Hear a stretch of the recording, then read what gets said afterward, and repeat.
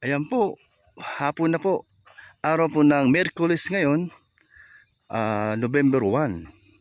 At nandito kami sa tabing dagat kung saan po sa lugar ni Piniel at ang kanyang papa po ay nakaburol po dito. Ayan po yung mga kasama ko. At nandito po sila si Ate Edna Vlogs at Kuya Val, and sila si Brother Faas, Kalingap Victor, at Kalingap Tatay Papsi, si Jose Adreno, at marami pong iba. Si Melissa, at ate po siyang tatanungin kung bakit po siya nakasama sa lakad namin na kasama po si Kuya Val sa burol ni ano pangalan no, ano? Yung namatay? Tatay Danilo po, ang tatay ni Pinlin, ani Piniel. Ayan. Tatay ni Piniel po ang nakaburol po dito, at kami po ay uuwi after ng kanyang pagkalibing, after ng kanyang pagkalibing. Araw po daw ng Martes yun. So kami po ay tatakal pa po dito. So walang problema po. Yun naman talaga po ang gagawin at ginagawa parati ni Kuya Val. Siya po ang nasusunod kung kami po ba ay uwi na lang o antay po naming mailibing, at siya po ang nag-asikaso sa lahat. Ayan. Dahil po meron pa pong hahabulin sa hospital ng Sorsogon, meron po silang papirmahan, kaya po hindi po mailibing sa unang plano ay Friday at naging Saturday, at yan na po nagiging Martes na po. Ayan po, makasama po namin. Ayan po si Kindred. Ayan po. Ito po, atin na pong kausapin. Melissa, bakit po siya ay nakarating sa Sorsogon. Ayan. Hello, Melissa. Kamusta ka na? Okay lang. So, blooming na blooming ka ngayon. Paano nangyari? Ba't nakasama ikaw sa lakad ni Kuya Val at kasama natin ako at mga kasamang vlogger? Pinasama niya ako dito sa Sorsogon para po malibang po ako. Yung baga pong makapasyal ka dito, at napasyalan mo dito. Ayan. Ayan. Ano naman ang pakiramdam mo nung tayo dumating nung Monday ng gabi? Tama, no? Monday ng gabi. So ilang araw na tayo dito? Halos 3 araw na tayo. Kamusta naman ang iyong pakiramdam? Hindi ka ba na-boring? Hindi ka ba nainip? O ano ba ang masasabi mo? Hindi naman ako nabobore, hindi ako naiinip. Yung masaya kasi nakapunta ako dito sa Sorsogon, at marami din akong nakikita madaming bangka. At saka dagat. First time mong makarating? Nakakalanghap ako ng sariwang hangin. First time mong makarating dito? Para tayo. First time ko din makarating dito. Mayroon akong itatanong sa iyo. Okay lang ba tungkol sa live mo? Okay lang. Kamusta kayo ni Mang Jun? Kung tawagin Mang Jun. Si Mang Jun, ko lang siya, kaibigan ko lang siya. Nabigyan mo siya. Hindi ba siya nangligaw sa'yo? Si Mang Jun, nanligaw sa akin, pero para sa akin, hindi pa ako handang pumasok sa relasyon. Wow. Kasi may obligasyon pa ako para sa akin. Yun. Galing ano? So mga kalingap, mga kaibigan, narinig niyo po ang kasagutan ni Melissa.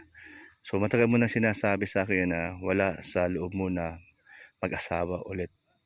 At ngayon, ulit ko naman tinatanong sa'yo. So, wala pa rin. Ibig sabihin lang, wala sa puso mo talaga na mag-asawa ulit. Hindi ko pa masabi, pero hindi pa po pwede kasi po may pinapag-aral pa ako at maliliit pa. Ayan. Ang galing po Gusto ko pong lumaki muna sila. Ayun. Ang galing po ng sagot ni Melissa. So, tumpak. Ayun. Para yung iba na nag-iisip na daw ikaw, baka daw ikaw mag-aasawa muli, at yung nga, merong maraming nakakaalam na si Jun ay nangliligaw sa'yo. So, ibig sabihin, si Jun, kung siya makapag-antay na kung kailan ka magdesisyon o kailan mo gusto na tanggapin niya ang oo mo. Opo. Ay, grabe. Pero wala pa siyang matatanggap sa akin na oo kasi wala pa yan sa akin. Ang galing talaga. Okay, so iba naman tayo. Ibang topic naman tayo. Kamusta ang relasyon mo sa anak mo, gwapo, pogi at pabait na si Jemel? Proud na ako kay Jimmy kasi yung nandun siya kay Kuya Rob, ano siya, marami nang nagbago sa kanya.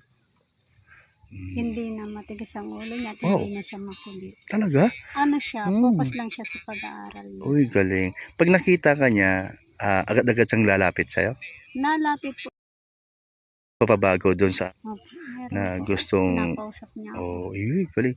Bilang mama o siyempre magulang, at napipilya ba niya na ikaw talaga ang nanay niya at naramdaman mo bilang anak mo siya? Opo. Sa ngayon na nagbago na, sa ngayon na may nagbabago sa kanya. Marami nang nagbago sa kanya. Uy, galing. Sabi nga Thank niya you sa Lord, thank akin, you Lord. pwede na daw ako mag-asa kasi mag-isa man lang daw. Kasi naunawaan ko niya. Sabi ko naman sa kanya, hindi pa ako handa kasi maliliit pa yung kapatid. Uy, galing talaga. Pagdating dun sa iba mong anak at nakikita ni Jemel, diyan lang sa dait, nakikita mo yung kanyang lambing sa kanyang mga kapatid. Malambing po si Jimmy sa Malambing. mga kapatid niya. Kaso ngayon, ang nakikita na lang niya yung kapatid niya. Pero yung mga kapatid niya bunso, hindi niya nakikita. Oo nga. So, naintindihan naman niya yan. Pagdating ng araw naman siguro, baka siya na mismo ang magbubuo o makikita niyang iba niyang kapatid. Kapatid sa mama, sa nanay. Ayun. So, wala na problema ang inyong relasyon ng anak mo na ngayon ay malambing na sa'yo at nakapokus din sa pag-aaral at natuwa ka dahil merong nagpapaaral. Ano masasabi mo sa kabutihan nila mag-asawa, si Rob at saka si Jack? Sobrang pasasalamat ko sa kanila kasi tinutulungan nila yung anak ko. Huwag kang iiyak. Ano lang tayo,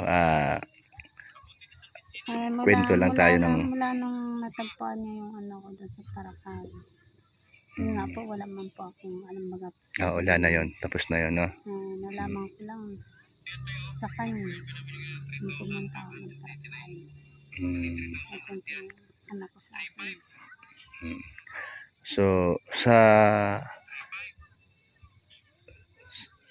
side mo, komportable ka na si Jemel ay nasa magandang kamay, sa mabuting kamay, yung nga mag-asawang Jack at Rob, at kampante ka na gaganda ang kapalaran ni Jemel kung siya ay patuloy na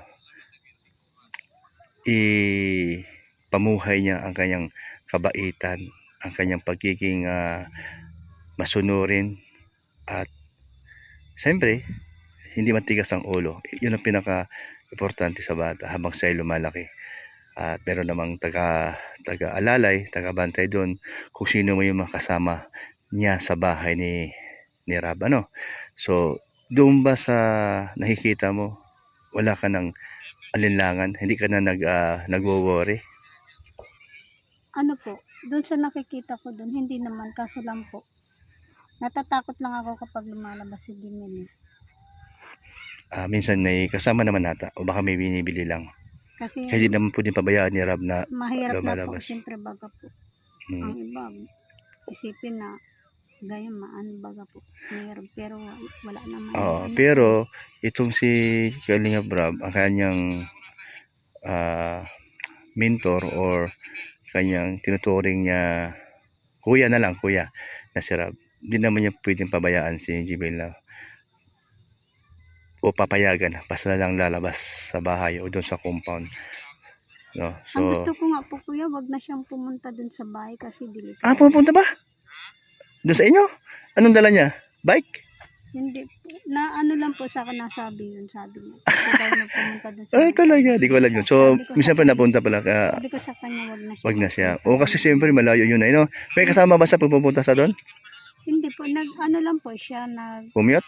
hindi po, Nag-tricycle? ano lang po siya, ano lang sa akin, nagbili lang sa akin, sabi niya sa akin.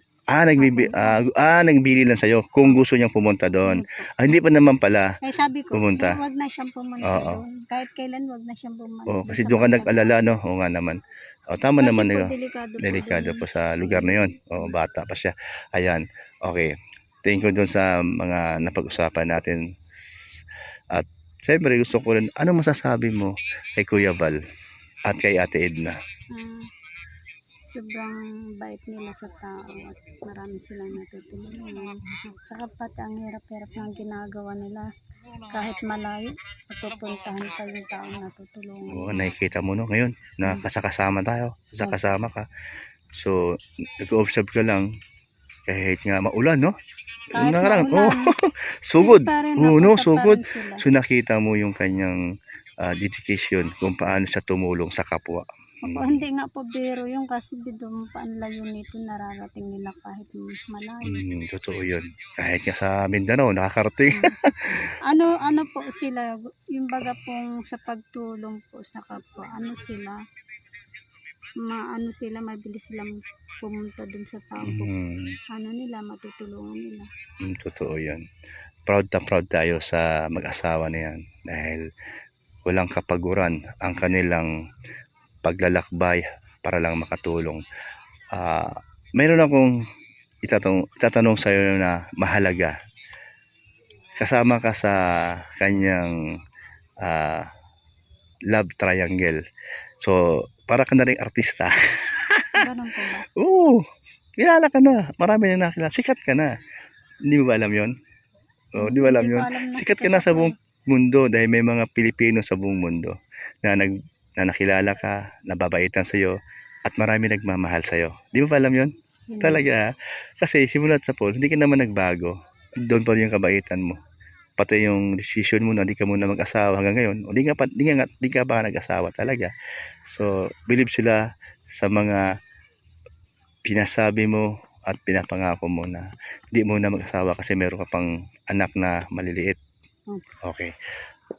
Ngayon, pagdating sa mga eksena, so hindi mo alam na ikaw isang artista na sa kalingap sa social media.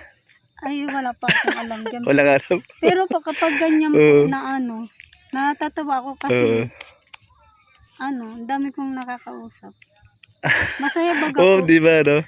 Pero kang kamukhang artista. Di ko alam, nakalimutan ko lang kasing liit ng mukha mo din o kasing ano mo rin.